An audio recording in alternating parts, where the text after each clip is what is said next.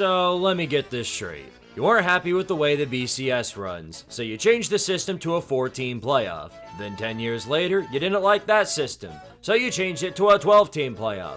Now, not even a year later, you changed the system again. Just for you to change it again the very next season. Again.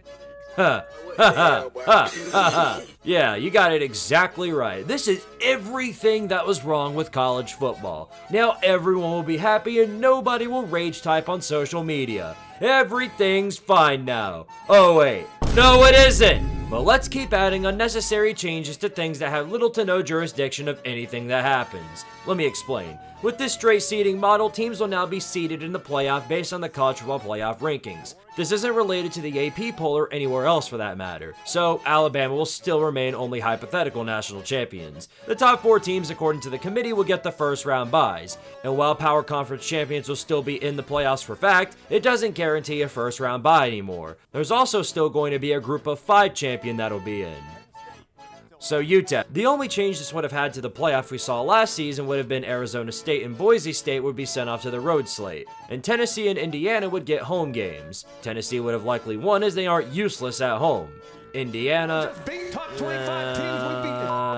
These changes are obsolete though, as the nuts up north still would have ass blasted every living individual on the field to the national title. Basically, the only changes are in regards to the conference championships being about as useful as a sandpaper condom to teams that aren't on the bubble. Naturally, this caused an abundance of crybaby routines from the fans, which of course includes more Florida State fans claiming SEC bias. Granted, crying is their natural response to anything football related now. Though they're back in their natural habitat, they aren't the only ones. Are we just gonna change the format every year now? When the SEC doesn't win, they throw a fit and demand change to put the odds more in their favor. This accomplishes that based on eyeball test BS rankings. What are you talking about? This doesn't change who's in the playoffs, it just changes how they're seeded. It has nothing to do with the SEC. Gives teams buys that shouldn't have them, and prioritizes eyeball test. Poor decision and only benefits the blue blood programs.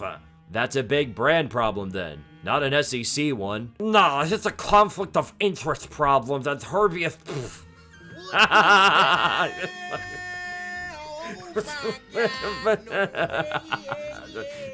The SEC ESPN.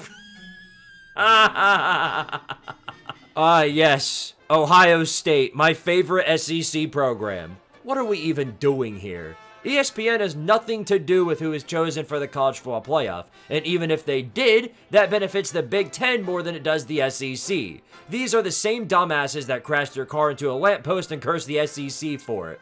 You don't get it! I was only driving on the sidewalk because ESPN made me do it! If you want to cry about someone benefiting from the new system, take your grievances to Notre Dame. They only have to play 12 games of the borderline tank conference schedule, and now they potentially reap the rewards of a first round bye without having to play in a conference championship. Damn SEC in cahoots with Notre Dame, man. Pretend this is my overused and unnecessary sound button.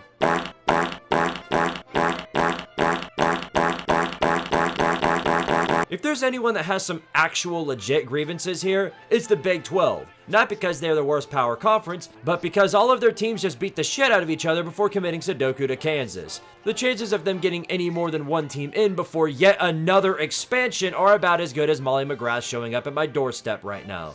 If any ACC fans have any grievances, remember that your commissioner agrees with the changes despite knowing it may very well cause more damage to the conference, as if they haven't suffered enough this week. I've hit my quota for angry ACC fans for the week, so I'll leave it at that and then move on.